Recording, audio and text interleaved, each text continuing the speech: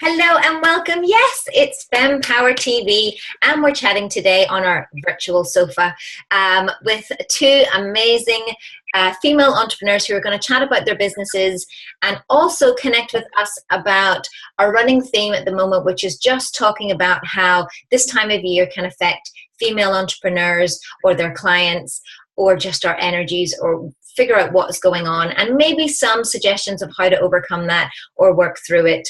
And then we're just going to have a good chat. So you're most welcome. My name is Lisa Barwise, and this is Fempower TV. And I feel like I'm on my own chat show, and this is why it's really exciting.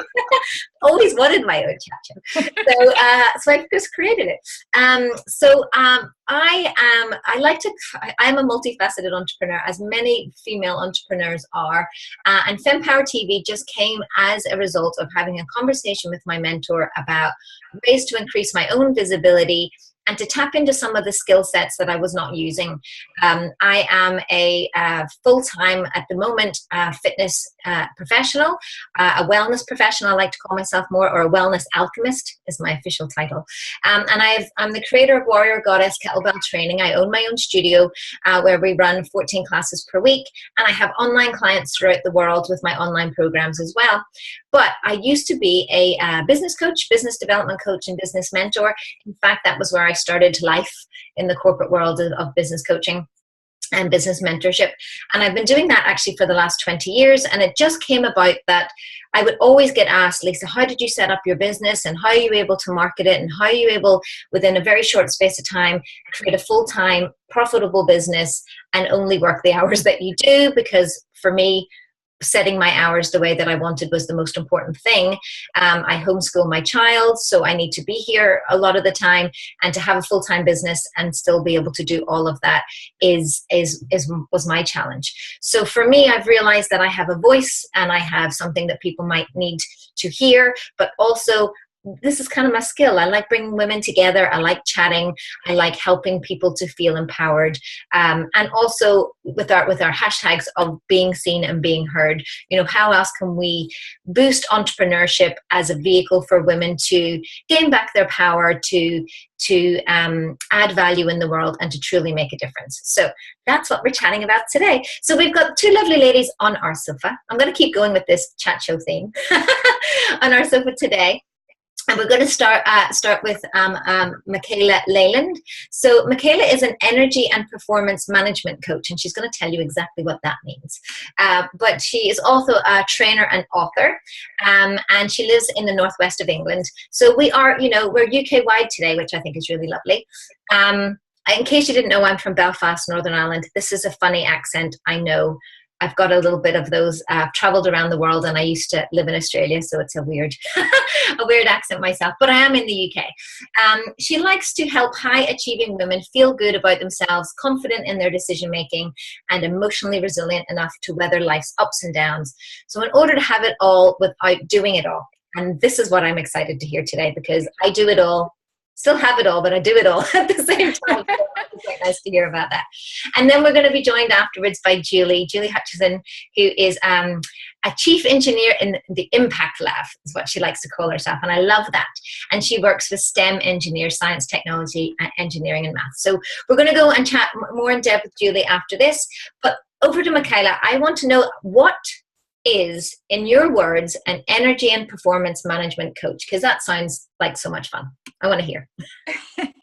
Well, when I first started out coaching, I was actually using the term a clarity coach, because I was helping people to get clear. But as particularly the main type of women that I was attracting were women who were in a situation of overwhelm. They burnt themselves out, and so gaining clarity around what was happening there felt really right. However, what I realized as I was working with them was that actually the majority of the time what I was doing was helping them manage their energy and their performance. And so that's how I've sort of evolved the brand, really, because more often than not, we're not consciously managing our energy and managing our performance. And that's one of the things I absolutely love to do with women, because when we do that, when we get into a conscious energy management situation, and we get into a situation where we can start actively and consciously looking at how our behaviors, our habits, our mindsets are affecting the way that we perform, it actually then helps us perform at a much higher level than, again, we potentially give ourselves credit for. Because one of the things, again, I'm really excited to talk about the topic that you've got, because one of the things that we do an awful lot as women is carry the mental load, particularly if you're a mum. And so within a family setting, we carry this mental load, and this mental load exhausts women, because not only are you trying to do the day job, you're also trying to remember, you know, little Jimmy's 6 o'clock rugby match, all the stuff that needs to be in the bag.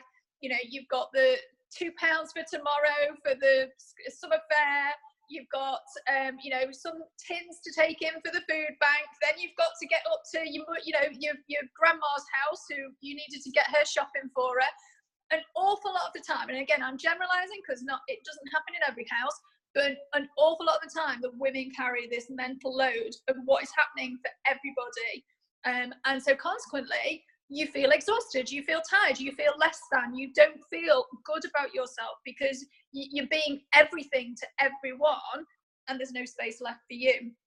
And so I work with women to work out what it is they're actually doing consciously, and how they're depleting their energy, and how we can build that energy back up, how we can look at the performance, how we can improve that, and how we can help them be emotionally resilient in the middle of it. And therefore, they start to love themselves more, because they can actually see just how flipping amazing they are, because the majority of them are almost superhuman. Yes. Well, you know what? It is something that I see every day, you know, being in the wellness space, Yeah. and I only work with female clients, is I find that my job, I call myself the cheerleader, you know, I'm always their biggest fan, but I have to constantly remind them where they've come from, you know, and that's why I do things a lot differently. Is we spend a lot of time building in recognition structures into what we do, because anything from you've turned up today, get a stamp for turning up. Exactly. You have turned up for yourself today. Then there's I'm getting stronger. But, you know, and it's the amount of times I hear women diminish their successes over and over again, that I just grab them and go, no. Take a moment. Take a moment here. Say, I am strong. I am awesome. I deserve this. I am, you know, I am worthy. And then I get them to say it. And then they go, wow, I really am strong. I am deserving. I am worthy. With a lot of the clients that I have, I mean, I've got several people that I refer to around, you know, locally, if it's a local client, and obviously nationally and internationally sometimes as well within my communities. Because again, sometimes it's, you know, just making a space for a PT can make all the difference to how they're managing their energy. But again, sometimes it takes just looking at the whole picture with me and working out a lot of this stuff to actually realize what it is they need. Because quite often that, you know, a lot of the time their needs are so lost that they don't actually know what it is they need. And for some people it might be, you know, improved nutrition, it might be improved physical health. Again, I'm not a PT, I'm not a nutritionist, so I'll always refer on to people and say, look, you know, these are the people you now need to speak to, because this is something that's, you know, you've identified as something that's really important to you, that you're not managing and looking after yourself in that way. And again, I say that very carefully, because one of the things that a lot of women come to me with is all the shoulds.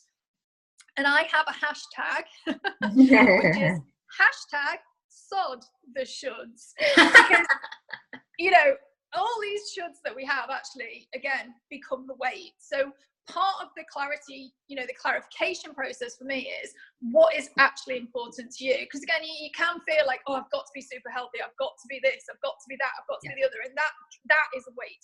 So actually sitting and working with yourself and working with a coach and saying, okay, what are these things that I actually need to be doing? Then it doesn't become a should anymore. They're skipping to you because they know actually this is the thing that is going to really, really, you know, build me up. Or it might be, you know, taking more holidays a year, or it might be quality time with their husband. It might be, you know, switching off at the weekends completely. Whatever it is for the individual, is really, really important for them to get a handle on what it is that's going to help them to, you know, move into that energetically good space that allows them to be the best version of themselves that they can be. And that's, I mean, it seems like we have a very similar motto, because I say that all the time. You know, I have my hashtag at the moment is fit for Christmas, but it's not about being fit. It's about being emotionally fit, being mentally fit, being ready for it in terms of your mindset. I always say that if you focus on strong, everything else kind of takes care of itself. But I also realize that I'm part of their to-do list. So I try to say to them, you know, it's, you know, I'm not on the to-do list. Take me off the to-do list. You know, I'm not another thing you should be doing. I'm a thing that you look forward to doing, or, you know, coming and hanging out with our tribe. Well, you're the massive treat. You are the, oh my gosh, I'm nurturing, loving, nourishing myself, you know. And same with me, when people make space for a coach and make space for me to help them and support them to move themselves forward. That to me, you know, I am their treat. I am there showing themselves that they love themselves enough. Yes, I 100%, and I love that. I love that. I am my. I'm gonna use that. I'm gonna say I'm your treat, ladies. Yeah. But I think that's and it's a very feminine way of looking at support as well, because I think that the thing that we do very well as women is support each other and look after each other. But again, if it's not done in a very clear way or in a very deliberate way in terms of coaching or looking for outside help, it can just be another thing on the to-do list. Oh, I have to hang out with her today, or I have to go and see my friends today. I haven't seen them.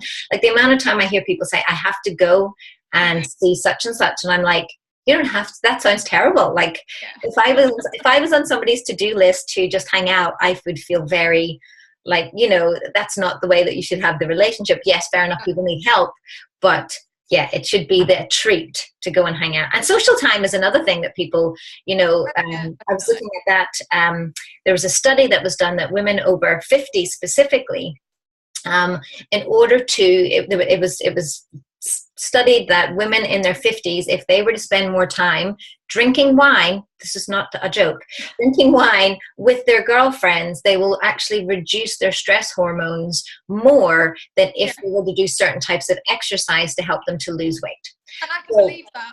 Yeah. Again, it's about the connection side of it, isn't it? You know, yes. And feeling connected. So yeah. And it's the certain hormones that are released during that time. So, you know, a lot of my online programs have prescribed, believe it or not, social time, prescribed bath time, prescribed, you know, like spa and bath times, have prescribed walks, which is a little bit of exercise, and then there's still exercise built in there at some point. But it's not like, you know, I'm not a no pain no gain trainer.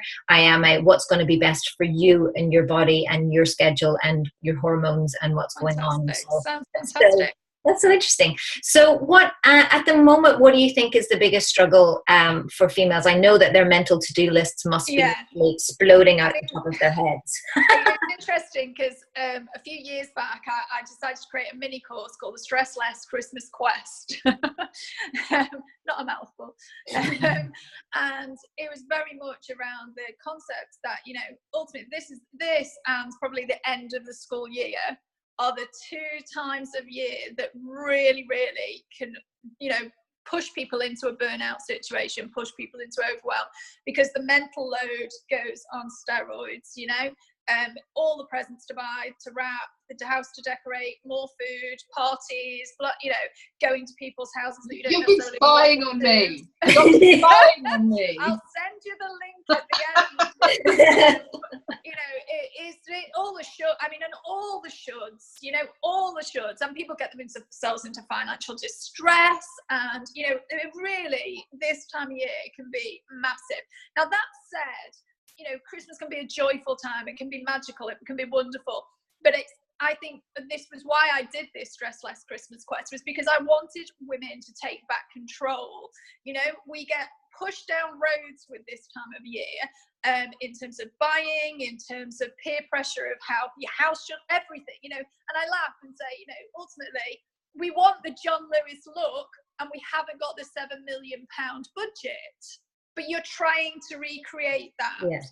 So this pressure to get this Instagrammable, amazing Christmas, you know, where everything's absolutely perfect. And I always tell this story of my daughter, I think she's about 3 or 4. And she literally woke up every single hour on the hour through the whole night. Is he here yet? Is he here yet? Is he here? You know, magical, not magical. No, exhausting. So, you know, she gets up at 5 o'clock or whatever it was. I think we ended up giving in at 5, I think. And then she comes down and, you know, it's done all the present wrapping. It was lovely. And then it's gone off. I was doing something in the kitchen and it's sort of gone off quietly and literally ate a whole selection box. By 1 o'clock at lunchtime, you know, we were just about to sit for the dinner. This child crashed and burned, you know. The outfit was covered. She was exhausted. We had to put her to bed. You know, that's the reality. Having said that, it's probably one of the funniest and you know, in hindsight, one of the best sort of parts of our Christmas memory that we've got.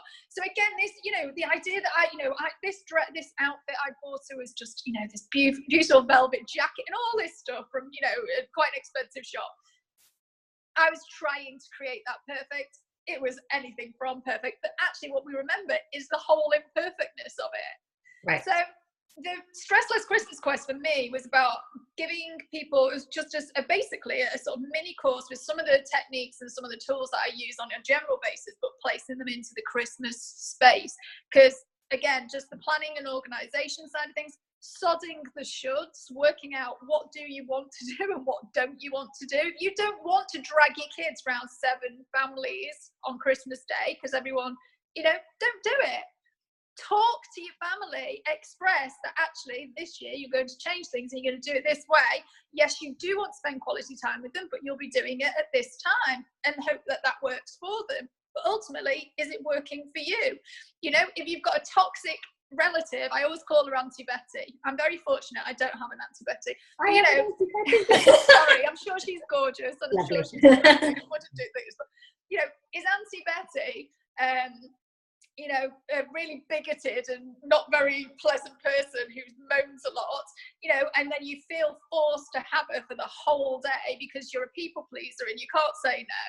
Well, actually say, you know what, we're having Auntie Betty for these a couple of hours because yes, she's 80 whatever and she, you know, we don't want her to be on her own and I do love her and I know that she's just, that's her way and that was her age and blah, blah, blah. But you know what? She's not taking over the whole of my Christmas day and making me have an absolutely wretched time. So again, boundaries and, you know, planning and productivity and also just, again, some budgeting and things like that. All of these things, you can actually manage a Christmas that you are creating for yourselves. This ideal Christmas, not perfect, but ideal Christmas that just helps you really enjoy this season so that you're not fried and, you know, spent up by the end of it. And actually everyone's had a really nice time, including yourself. You know, I see it happen all over with regards to the Christmas. I'm in a kind of unlucky position. I homeschool and I made that choice. So because I could, most of it was because I was getting stressed by trying to, as a single parent, deal with the mental list, you know, being self-employed, and that was just too much. And I think he noticed that stress and he became stressed, and that's why we ended up doing that. I also have a lot of theories about schooling now, in terms of now I see it from the other side going, wow, how is this holding a lot of women in place? We won't talk about those theories, but anyway, but also because I don't actually have a lot of family. So Christmas was always a difficult time because for me, I didn't have a lot of family and I was always being the orphaned lady that, you know, that needs somewhere to go. Whereas recently I've just claimed that back and gone, let's just have it at home. Let's just say it in the onesies all day. Christmas onesies, might I say, all day, eat, drink and be merry. And then what's interesting is I've now had a few people come, can we come to your house? Because like the best place ever, because all you do is hang out in comfortable clothes. And you know, actually, no, I do generally have a wardrobe change I do start out in a nice thing and then I go into onesies, but then they're like, and then bring whatever, just hang out. So it's now become if you need to get away from your Christmas. One second.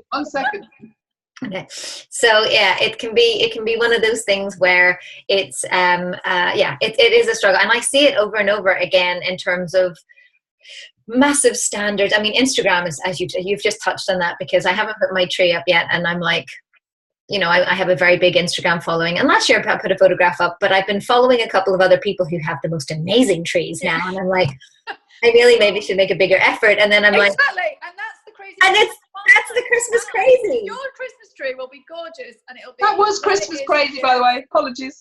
Oh, was it? That was 2 deliveries at the door of Christmas presents. Oh, you can't. Look at that multitasker. Look at her go. I'm doing interviews. I'm signing for Christmas presents. I knew I couldn't miss it. I'm sorry. I was like, But it is, you know, and again, I think it's really important. That is it, you know, in this time of year, you know, even just that waiting in particular, it's all extra stuff. And I think, you know, it really is really important, I think, for individuals to sort of start taking this time back, because actually a lot of the brainwashing comes from the companies that are trying to sell to us and to you know, it just has got out of control. And actually for me, I just felt really, really strongly, having had a couple of Christmases where I was thinking, what the heck are we, you know, this isn't pleasurable, this isn't, you know, on any level. I mean, I am so am I blessed, or did I choose this? I'm created. My husband does the Christmas dinner because I don't do roasts in our house, so he cooks for it and he shops for it.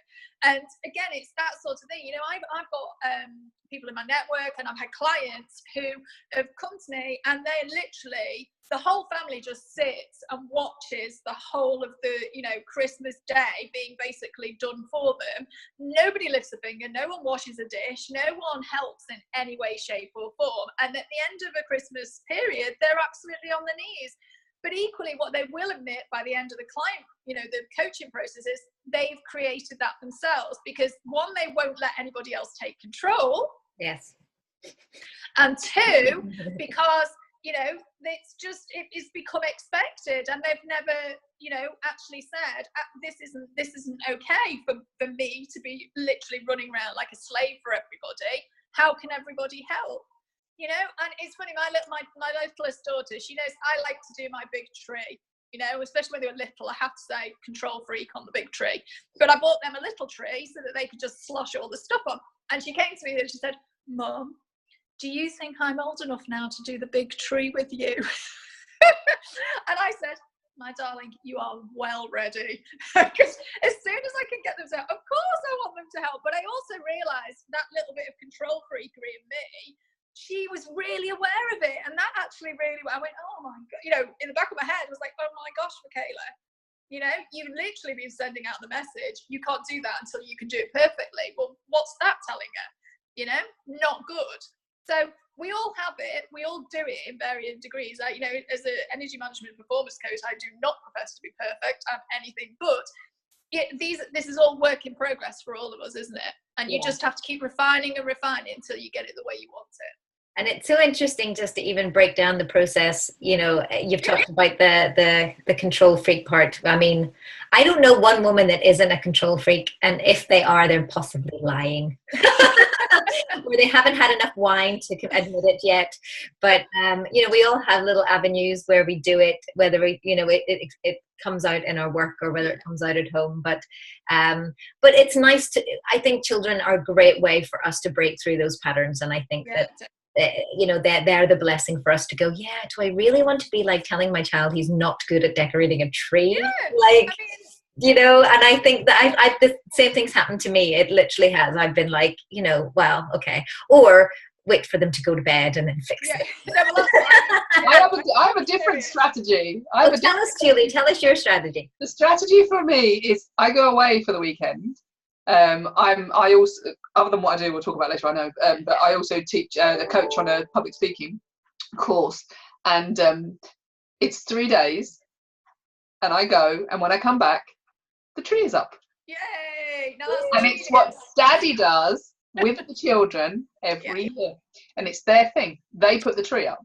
And that's wonderful. And I come home and I don't care if it's not perfect, because I don't know what it should be like anyway. As long as Mr. Orange is somewhere on there, which is our traditional thing, it's fine by me. I don't know.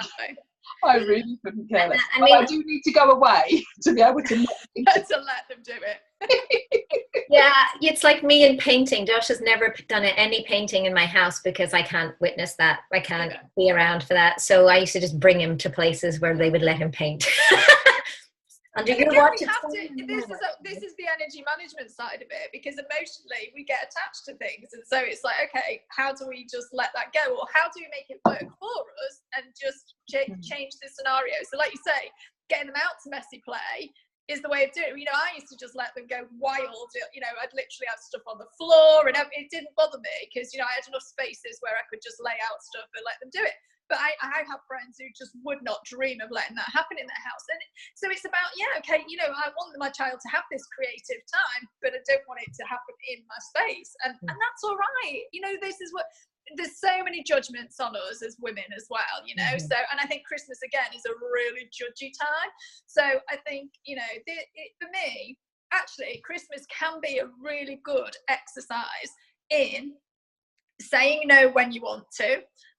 Allowing yourself to, you know, give yourself credit where credit's due with all of the things that you do manage over that period, and also just, you know, allowing yourself to let go a little bit of the control of some things. You know, I mean, I literally this week my daughter's bought presents for friends.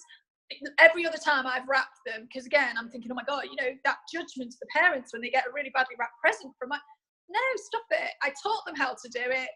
They had a go, they look fine, they're going to their friends, and they really, really enjoyed the process of wrapping their gifts for their friends, you know. So I just think, again, we have to let go of some of this stuff, and particularly when you've got children, you know, you are role modelling all the time, like I say with the tree. I thought my mega praise of the little tree and the Christmas was enough, but no, she knew she wasn't allowed to do Mummy's big tree. You know, so it's really important that we sort of get those things right as well. So, oh my goodness, lots of stuff there today to think about in terms of that. I mean, I like your stress less. Yes, I have a few stress less things too. I use stress less as a concept because that's what we need. So that's great. Well, thank you so much. There's lots for me to think about in regards to that.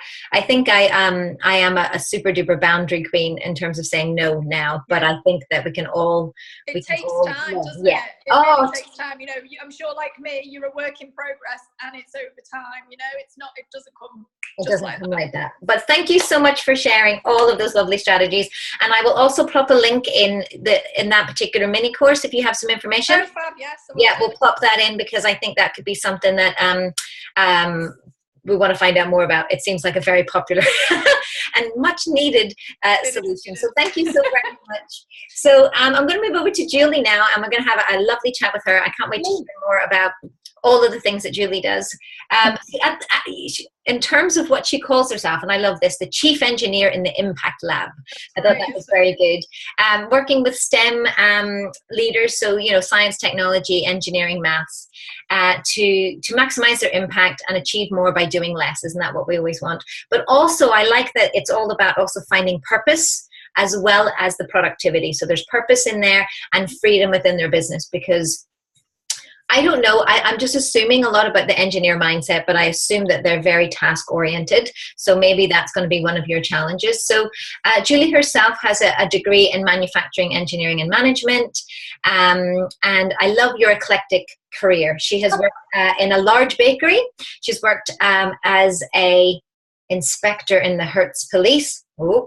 And also as a coaching and training practice for transforming performance. So all about the think, be, and do. And again, it's similar to what we all work on here, being the best versions of yourself, which is what I love about coaching and working in that sort of space. So tell me, Julie, what I want to just hear your story, because it seems, I love that eclectic, that career. I was like, wow, she sounds like me. She's done a little bit of everything. Yeah. And what made you land where you have landed? It's interesting, actually, and it's not the word I ever put on my description until somebody kept saying to me, it's such an eclectic mix. And I almost had to go and look it up and work out what that meant. But and she's right in what she said, because it's like, how on earth did you do all those weird things and put them all together and come out here? Don't know. But no, I think I always used to joke that my dad wanted a boy, but he got 2 girls, and he was a plumber. And so basically, we learned plumbing. We learned how to bend pipes. We learned how to do. I know all of the terms. I can bleed radiators. I can end the trap under the sink. I sorted out the other day when my daughter filled it full of tissue, and so I think I was always predisposed to do stuff with people who are, I call them techsperts, technical experts. Not sexperts, you know. Maybe, I don't know. And so I think I was always like open to all that stuff because my dad just included us in everything. We used to go out, you know, when we were kids in school holidays. I remember, why was I in this person's house? And now I look back, it was because it probably was the school holidays and my mum was at work. So we were there helping him. And so it led me to manufacturing engineering. I went off and worked for Hovis, British bakeries, you know, massive amounts of bread everywhere. I love bread. I thought it was brilliant. And but what I really loved about it was the people side of things. So it was, how do these technical people, how do these people in these roles where they have focused on their technical expertise, their science, their engineering, whatever it might have been, might even be architecture, it might be you know, something like IT, but you know, they've focused on this, yet they're now in a leadership position, whether they own the business or whether they've grown in that business. And suddenly it's like, hold on a second, the impact that I have, it needs to be different. It needs to be a higher level than what I've been thinking. It's a completely different thing other than just being great at what I do. So what I then realised was all of the links between this, whether I was in sales for Black & Decker, I don't know how I managed to jump to that bit, I don't know really, but you know, whether I was there in the bakery or whether then when I joined the police, it was all about how to get people to do what you want them to do with a smile on their face, yeah, enjoying what you actually would like them to do. It matches up and they're all doing it. And it's a bit like your family, Michala, you know, the family side of things. It's like, how do you get them to do what you want them to do and everybody enjoy it and help you to do it rather than you being the one to do everything. Can't say they're always smiling, Julie. No, maybe not. Well, they're not always smiling. No, you're right. Real. Yes, exactly. So what I realised was, it's this thing, and I call it the think, be, do, which is you can't do differently if you don't think or behave differently. So when I'm working with people in this area, what I'm helping them to do, and in a way it's the same as what you're doing, Michala, in that is being conscious of the impact that you're having. And when you moan about you're too busy, and when you moan about that you're stressed because it's Christmas time and you've got so much to do and you can't take a day off, and you have to wonder whether or not did you actually create that in your team so that you can't take a day off, or you're the only one there because you didn't let them step up, you didn't trust them to do the tree or the work or whatever the thing is, you didn't trust them to do it. So when you look at how do I need to think and be and do as a leader, it's very similar. And so it was making me laugh when you were talking about trees. I was thinking, yeah, that's exactly it. Because people will stand behind somebody and poke their nose in and not trust them to do the thing they need to do, which disables people. They then step back and can't be bothered. Or potentially you've got someone who's such an ogre or so awkward or something about the way they behave. It means that people don't want to be around them. So as a leader in these kind of business, and it happens everywhere, but it's just so happens that I like to work with this kind of people, but as a leader, that impact they're having, when they start to get conscious of it, they start to understand why I'm so busy, why I don't get the work out of the team that I want to, why they all look damn miserable every time I look at them and they're all standing around the water cooler moaning. Why is my sickness level high? Why am I the one doing everything? And they start to realise, as much as we can blame everybody else, because that's kind of easy, but actually when you start to look at it, yes, they've done some stuff that you might not have wanted them to do, but there was a cause and effect somewhere along the line that you were involved in. And so what I do is to help those people in those leadership positions to become conscious, like you, Michala, become conscious of what they're doing, what they're thinking, and asking them to think differently, asking them to behave differently, so that they can do differently, which means that other people can do more, they can step up, they can support you in the team in where you're trying to go in your business, so you can step back. So that's what it's all about for me. So the reason I came through all of that, you know, and came out the other end was because I think I'd had a few good bosses and a few bad bosses along the way, one in particular I shan't mention, and I went on maternity leave with my first child, and when I came back, life was very different from when I went off. And my boss, she wasn't overly pleased. She didn't have kids. I don't think she really understood, and she decided that I was going to be, I'm different now, and she made my life a misery. And that relationship and that impact that she had on me took me from being super confident, super achieving, to, on the ground virtually, not even wanting to be a police officer anymore. And it was interesting because it wasn't until somebody else believed in me and changed the way the relationship was with her that I was then able to stand up and say, no, actually, that's not me. It's just the response from the impact that person's having on me. And oh gosh, sorry, I turned my phone down, and then it's doing its thing. And so at that point I decided, and the reason why I do what I do now is because I said, I am never going to work for somebody like that again. Never. Do not choose to work for the bully, the ogre, the whoever. Don't do it. And also, I chose never to be that person either, and to get conscious, to really understand, well, what's my impact, and then to help people to do exactly the same thing. Because I'm turning my phone off now, sorry. Because it's a wonderful thing to see people get conscious, whether they're a family or whether they're it doesn't really matter, just wherever you choose that you're going to work. But for me, to see somebody go from no time off, working 7 days a week, still not really getting it and doing it and really achieving anything, nearly getting the sack because they can't do it. It's supposed to be an operations director and really directing anything, just doing lots of doing. Going from that to being able to teach other people how to manage their time, and being how to do, and to see some of my clients do things like that.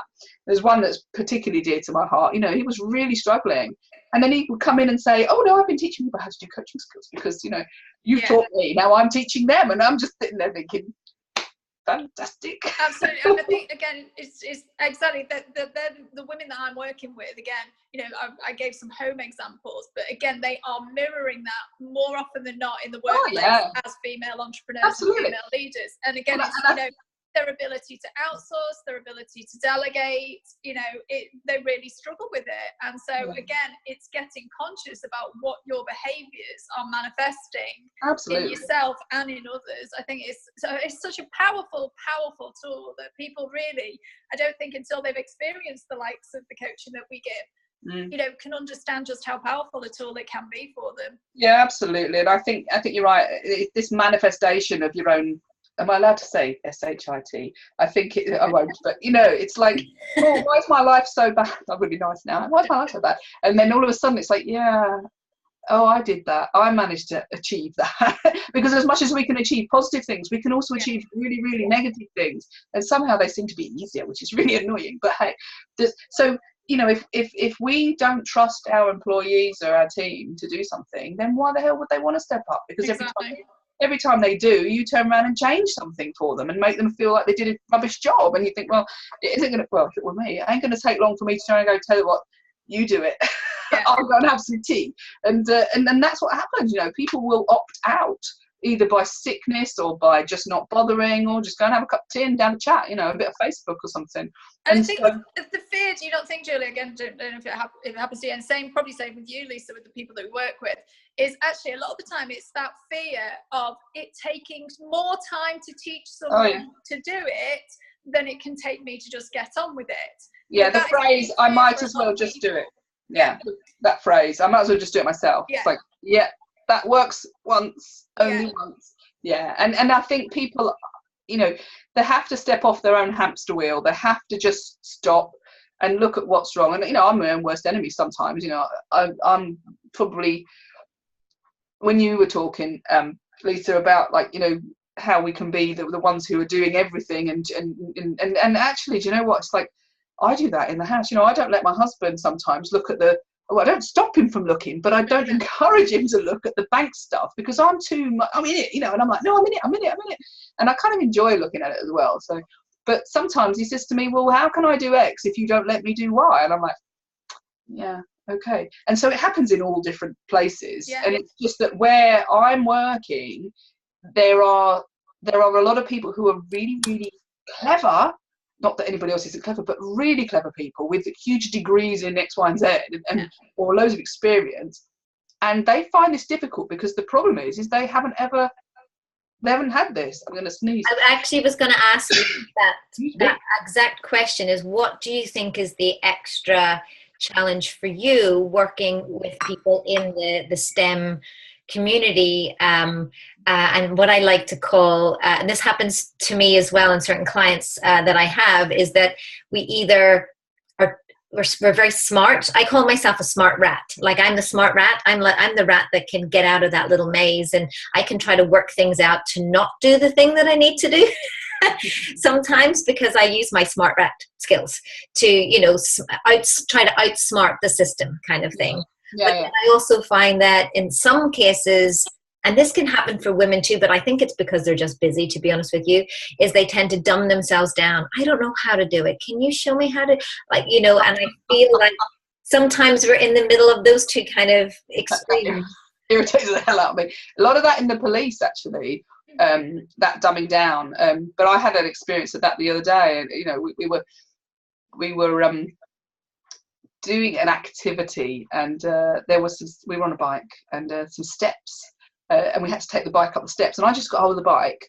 I was a police officer for 16 years, so there is no kind of like, would you mind, could you just, if you would, it doesn't really work very well, but I just picked up the bike and went up the steps, and the person I was with stood at the bottom of the steps going, ooh, ooh, and which was fair enough, and somebody came along, a lovely man, and picked the bike up and put it at the top of the steps, and I just kind of went, fair enough, okay. And I thought, oh God, and we're not one for the one. I know I'm not really feminist, but I just thought we don't do ourselves any favours sometimes, and sometimes in certain environments, it did happen in the police. There was like two camps, which was the ones that would do that, and then the ones that were overly the other way. And what we were trying to do was everybody to get in the middle, which is just you, just be authentic. Coachable. Be authentic and be kind of coachable. I think it's the give it a go as well. People are like, oh, I can't possibly, and you think, oh, God, yes, you can. You're just choosing not to. Well, it is, and it's interesting because I did a video actually about how smart women dumb themselves down when it comes to, well, specifically when it comes to nutrition was my particular point, because it's like, oh, I don't understand it. It's too difficult. I don't know how to work this out. Yet you run a legal, law business. It's you had to study for 7 years for, and yet I throw a little bit of macronutrient calculation your way, and suddenly you can't do it. So, and I understand it's that. And I know it's because it's like, oh my goodness, there's one more thing I have to do. And it's normally when it falls down into Michala's kind of work of, she's asking me to do this one other thing. Can you not just do it for me? Which I can. You pay me to do it for you, I'll do it. But at the same time, it's that empowerment tool. I still try to coach and empower and go, here's the information. How to do it. But it's so interesting. So I wondered if in your STEM community, are they in the same kind of range, or do you find that there's a lot of smart rats trying to outsmart the system, or they're like, I have all of these degrees or all of this knowledge, but they don't necessarily have the processes to kind of use? Yeah, I don't think they think in the same way. So, and that's the thing. It's like the think, be, do side of things. They're really great at do. I'm in it. I'm functioning. I'm task focused. I'm here. This is what I do on a daily basis. And then it's getting them to stop and step back and say, yeah. And I can liken it to this is my version of dieting here. I was liken it to the chocolate. It's like, stop eating the chocolate. Yeah, that's all very well, but you're asking me to do differently without thinking differently. And there's no way I'm going to stop doing the chocolate if I don't think and then behave differently so that I do differently. And it's the same thing. If we just carry on with what we know, and we know a load of stuff, but that didn't all work for us before in this, so we know this stuff, but it's not about what you know. It's about how you think about what you know and how you behave as a person, the way in which you go about doing stuff that then can change the way you do the thing that you do. So to stop eating the chocolate, you start thinking and behaving differently, so you don't even get to the chocolate. And it's the same in any kind. In my area, yes. And I think perhaps the reason why it can be a little bit more tricky is because that level of technical expertise is so high that I know what I'm doing. I'm good. I know this. I don't need to be told anything else. I know. So you've got to gain the trust of that person, and you've really got to have a big why for that person to actually go, this isn't working for me. Something's not right. And you know what? Now I'm ready to listen to some other ideas about what's not right. Yeah, because this is not in my technical expertise anymore. So it's quite hard sometimes to get people to accept that they need the help. But when they do, they're some of my best clients, really, and just, you know, absolutely lovely, because when they do say, oh right, I can think differently, you see this difference in approach of, yeah, I know I'm really good at what I do, but this is about this is about the people, this is about something else. I need to change my approach, my way of thinking, so that other people can be good, so that I can step back and not have to be the one who is good all the time. So, you know, back to Michala's tree, I don't have to be the one. I don't feel the pressure or find the time to make that darn tree that has got to be perfect. I don't feel it. I don't feel the need anymore, because I trust other people. I'm thinking differently, so I trust other people. So I'm going to do something different. I'm going to behave in a different way, so that I can go off and down have a cup of tea while the whole family make that tree up, because I'm okay with that. And that's the other reason why I love working with high performing women, because quite often a lot of the things that are blocking them, and I bet this is the same, particularly in the STEM industries, because again, you know, there is that sort of analytical, you know, very pragmatic mindset that goes on, and actually there'll be a lot of limiting beliefs that come with that. So things that they're really telling themselves, and stories that they're telling themselves from, you know, their experiences and from their nature, etc., that they're really all the different reference points from some of the things that they will have analysed, that then teach them that is the way that you do it. And actually they can't, it's really hard to shift that mindset without doing some of that deep unblocking work. And again, it's one of the joys of, I'm sure it's the same for you, one of the joys of what I do is helping get right underneath that and shift those limiting beliefs and self-limiting beliefs that are really stopping them from thinking differently and behaving differently. It's absolutely true. I did some work with a guy I love. He's Richard Wilkins. I don't know if anybody has ever experienced Richard Wilkins. He's a great guy to watch. You should have him on here. It'd be quite hilarious. He's quite out there, and he talks about the script, which is what you've learned, what you carry around with you. Your internal script. Where you should be doing things. And it's great when you start challenging that, but it's about separating yourself from that script. And as soon as you start separating it, you're like, why did I do that thing? You know, it's like, yeah, it was that telling me that's how we do things. That's the way we should do all that stuff. And then all of a sudden you're like, oh, I'm released from this having to do that, because that's just over there now. And I love his approach. It's really great the way he puts it. It's really. Well, I'm just thinking about your boss that was, you know, again, she just had such a fixed mindset about a woman coming back to work and how that was going to play out, and she basically created the scenario.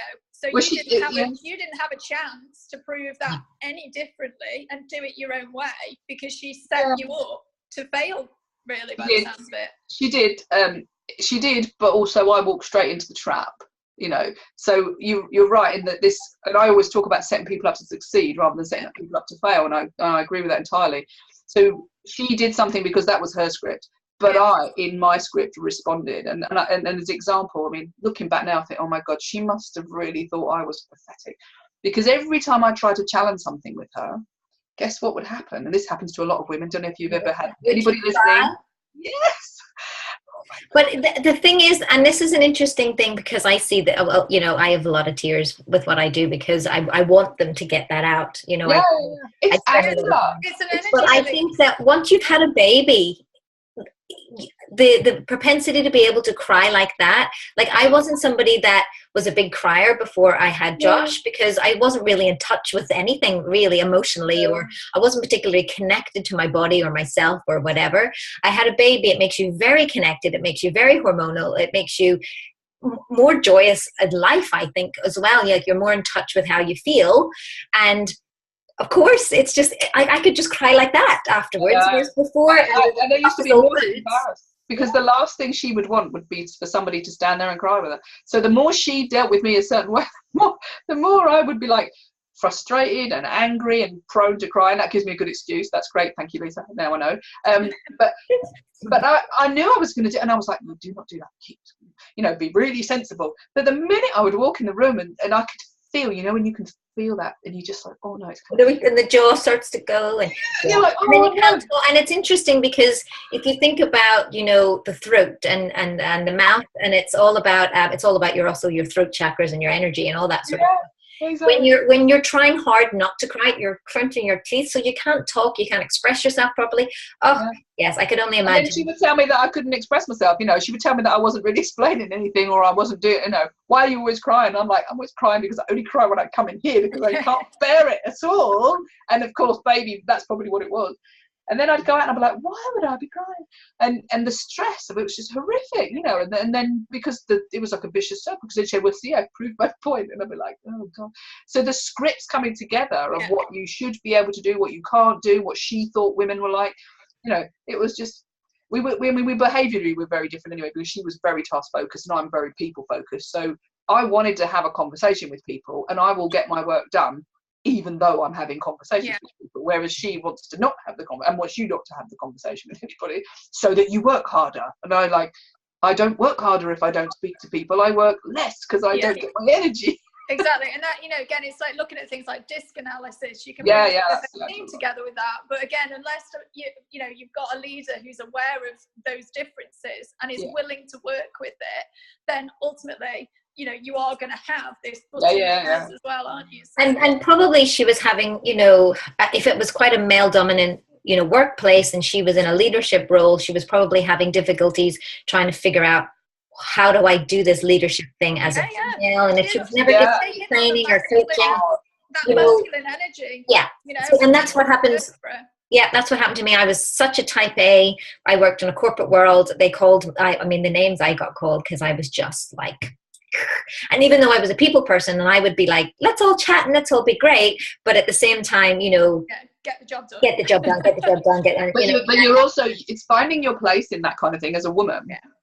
Because you're either, as I said, there's either this way or this way, or the thing you need to do in the middle, which is really hard because there's no pretense, there's no using any of that, female wiles on that side, there's no using your masculine side. It's like, just find you, be authentic, be good to people, understand your behavior. I mean, I use this all the time with every single one of my clients, so that's really amazing, that stuff. But find where you are, understand other people, and work with people. Stop trying to put this mask of perfection. And I think it comes back to a lot of this about the perfection that people think that they need to be projecting out there. So they're trying to project this, so then they don't want anybody to see any of their vulnerability. And what stress that brings, amazing about stress. And so because they don't want to show that vulnerability, they have to sit in a camp. Whereas if you're okay with your own vulnerability and say, well, I don't know everything, and actually I respect what you've got to say, and you're better at me than that, so can you help with that part? You do it, I'll be supporting you. What do you need here? And as a leader, especially as a woman, if you can do that, one, you're less threatening to men. Two, they'll be grateful for actually being shown to be amazing as well, and as will the women. And if you can just remove that, then it removes it from you, but it removes it from everybody else, because then they're not trying to follow the leader, literally, of this leader's got a mask on, I've got to put my mask on. It's horrible. So take your mask off, it's not Christmas. Well, because again, it creates it culturally, doesn't it? So I mean, that's one of the reasons why I burnt out in my teaching career, which is why I have gone on to support people who are particularly in a burnout scenario, because again, that culture was, you don't let out, you just you either sit and moan about it all day and don't do anything about it, or you mask it completely.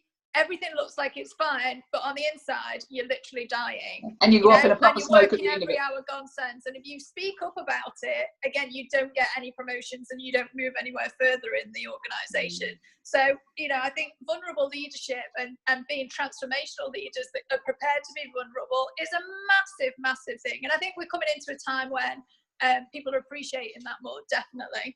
I think so. And it's interesting because I see it with regards to sometimes this sort of vulnerability or the coaching.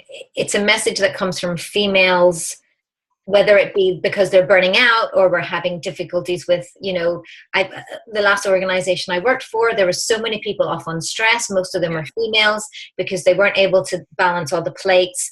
They weren't being heard. They weren't moving anywhere. They weren't allowed, shifts in culture weren't allowed to have that conversation whilst doing their work, because that's how women sometimes work. That's how I work. I need to, similar to you, Julie, I'd have to go off and get my energy from people and have that chat and then come back in and get the task done, but then I have to have the break and do the same thing again. It's one of the hardest things, I think, as an entrepreneur, sort of going back to what you were talking about, actually coming out away from that, but one of the hardest things about being an entrepreneur and having your own business and working from home and all those things is, who the hell do you talk to? That's what probably why I'm here. No, it's not really.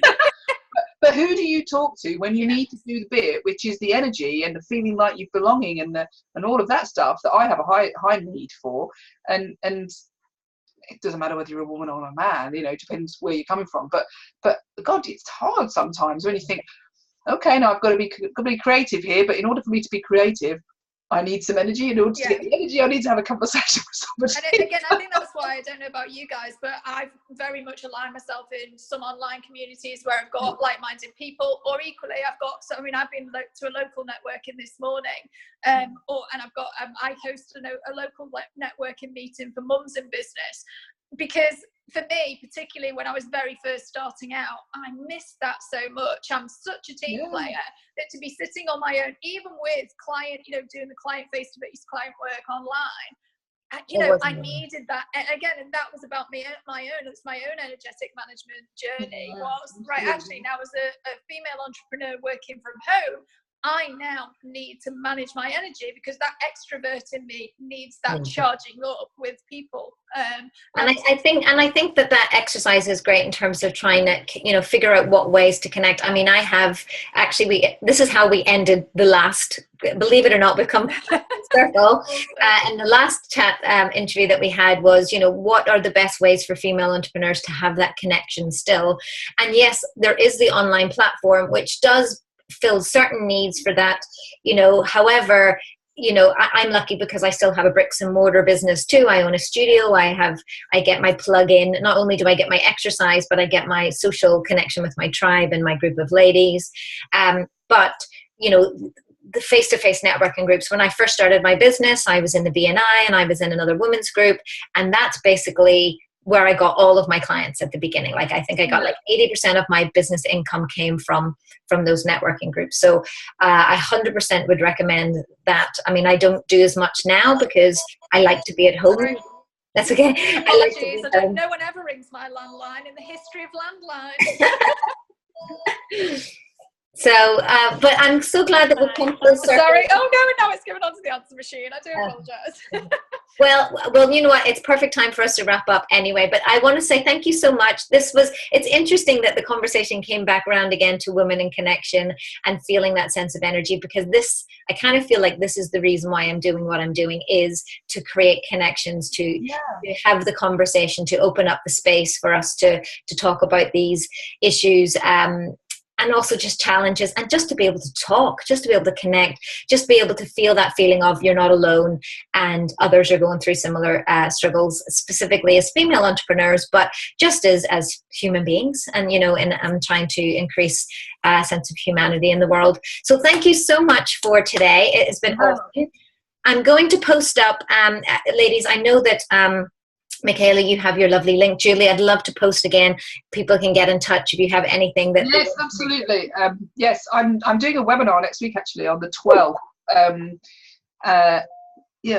Next a week exactly, isn't it? On how as a leader to create your best year, how to step back a little bit from it, and it probably relates to whether you want to do it just as in your leadership role, but actually in any role. Is how do you create you as a leader, whether you be in your family or at work, and able to step back and trust people and to grow people, whether they be little people or big people, to grow them to be able to help you on your journey where you're going, rather than to drag them along with you. kicking and screaming, let's say. Perfect. Well, yes, I'll happily drop that little link and post some stuff up on my Facebook page and in the Fempower Network group. But thank you so much today. It is always fun. I really do love our little chat shows. But I will happily connect with you all then. I think we may have lost, I think Michala's connection there is gone, but we will say farewell. Enjoy the rest of your Wednesday. I hope to connect with you all again soon. And again, if you are watching this and you're interested to be a part of the Fempower interview and chat shows, you can get in touch just through lisabarwise.com/Fempower and arrange your own interview time as well. So thank you so much. I will look forward to seeing you all again. Have a lovely rest of your day. Oh, there she's back on there. Yes, we lost you a little bit over here. Okay. Well, we just wanted to say thank you so much, and we'll stay connected. Keep an eye out on both my page and the group for ways to share this out. I would love for you to share a message today. And enjoy the rest of your Wednesday, and hopefully have a lovely Christmas, if I don't say we will. Thank you very much. Thank you also. All right, then. Bye. Thank you. Bye-bye.